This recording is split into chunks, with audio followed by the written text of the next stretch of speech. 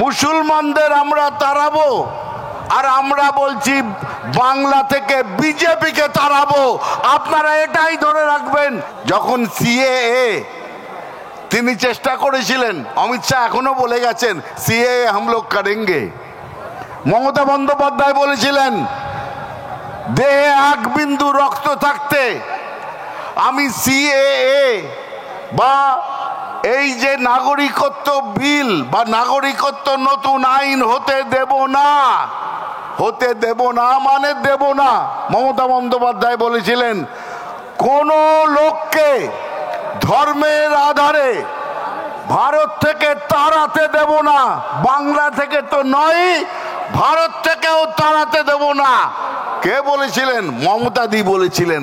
আর এখানে এসে অমিত শাহ বলে যাচ্ছেন আমরা সিএএ করব, ঘুষবাটিয়া অনুপ্রবেশকারীদের তাড়াবো। আরে ভাই, তোমার border force, border security force কি করছে?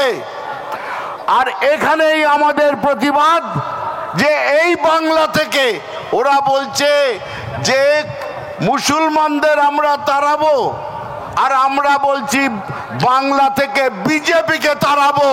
আপনারা এটাই ধরে রাখবেন, শুধু বাংলা থেকে নয়, সামনের দিনে এই নরেন্দ্র মোদী, এই অমিত শাহ, এই বিভাজনকারী যে বিজেপি, তাদেরকে ভারত ছাড়া করতে হবে।